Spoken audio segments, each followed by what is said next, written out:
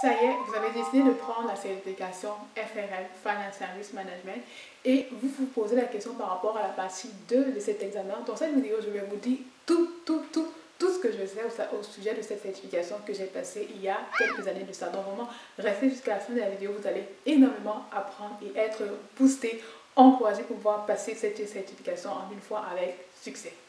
À tout de suite.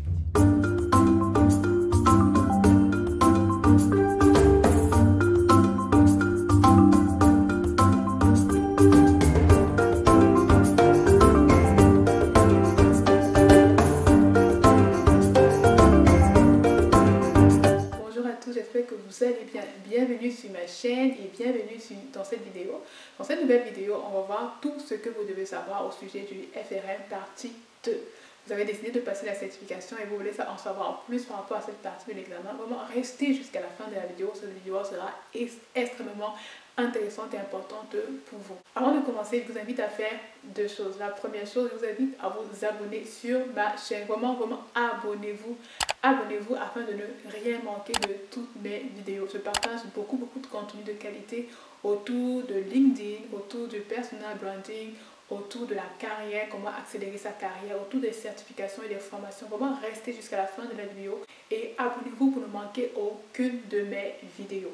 Et la deuxième chose, n'hésitez pas à partager. Il y a beaucoup de personnes qui ont besoin de contenu qu'on va voir ensemble aujourd'hui. Vraiment, n'hésitez pas à partager. Ça va nous faire énormément de bien à moi et aussi aux personnes qui vont pouvoir écouter la vidéo. On va tout de suite dans le vif du sujet. Aujourd'hui, on va parler du FRM partie 2.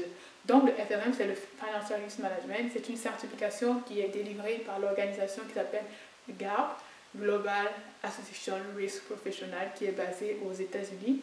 C'est une certification qui est composée de deux parties, la partie 1 et la partie 2.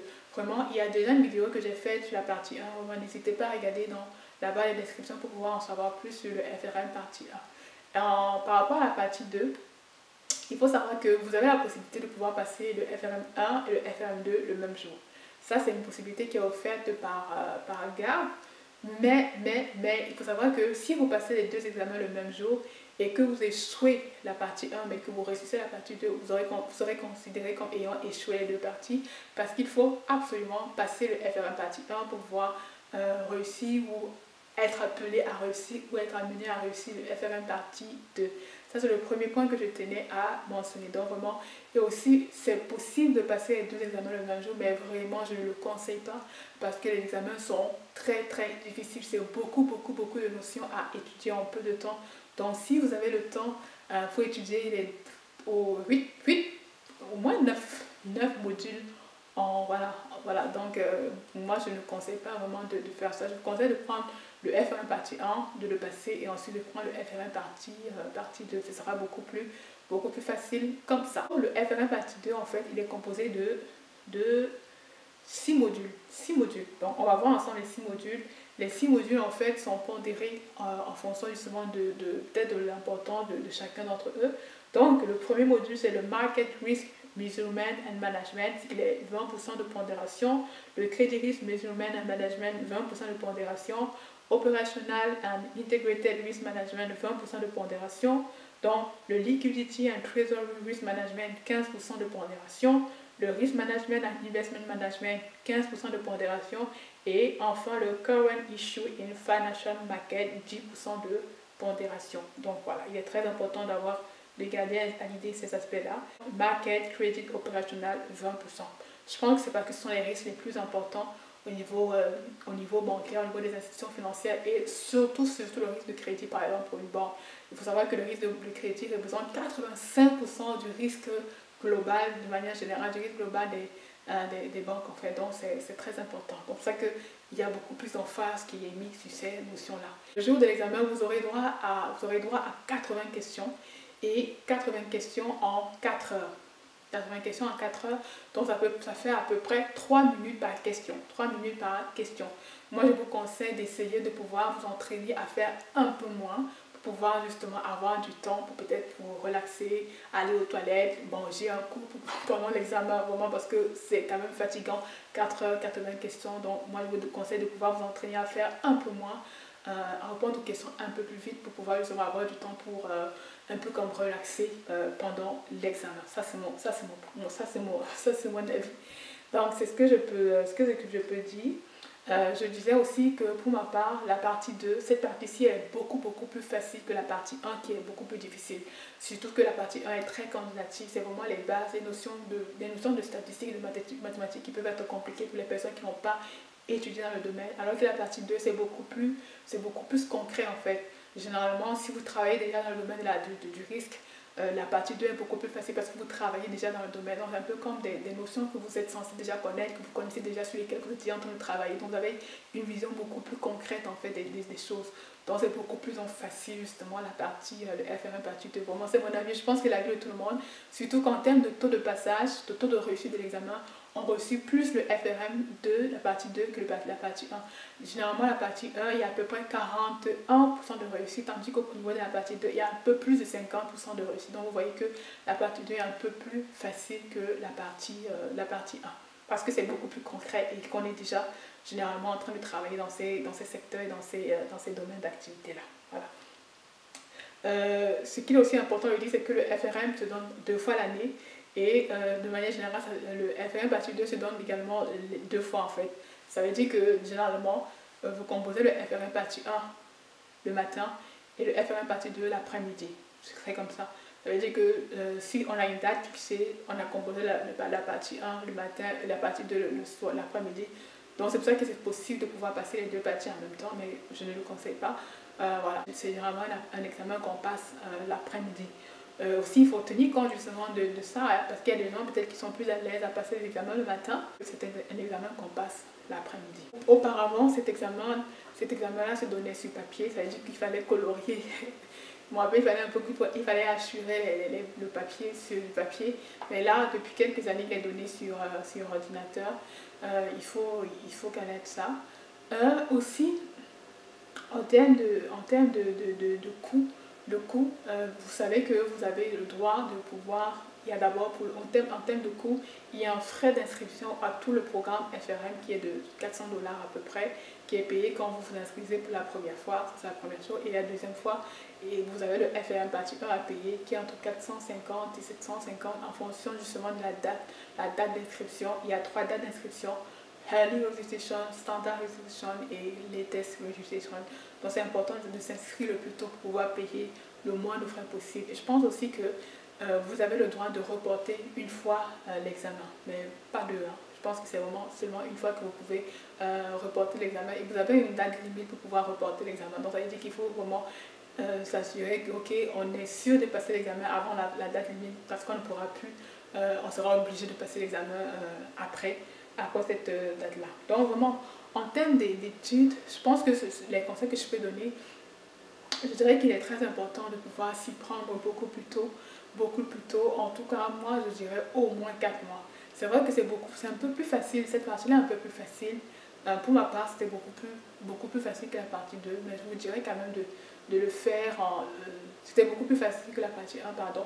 Mais je vous dirais quand même de pouvoir prévoir au minimum 4 mois, surtout si vous êtes à l'emploi pendant que vous passez la certification. Donc prenez au moins 4 mois pour pouvoir étudier à fond.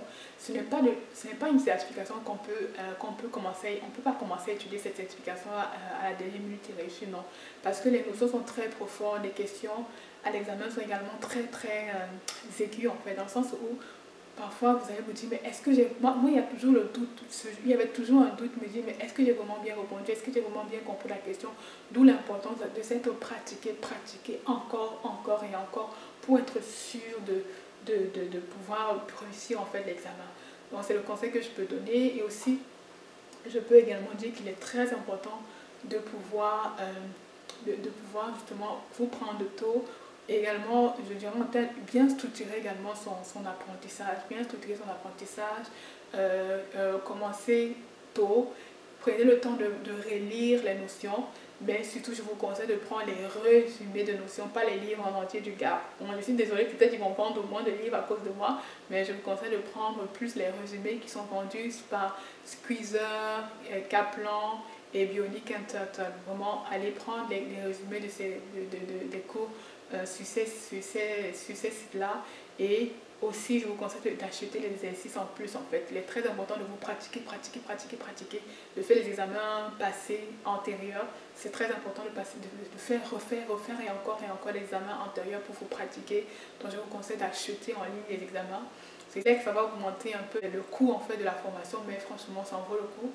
Ça vaut vraiment le coup de pouvoir, si vous avez décidé de prendre la certification, d'aller jusqu'au bout en payant justement un peu plus pour pouvoir justement prendre les cours en ligne.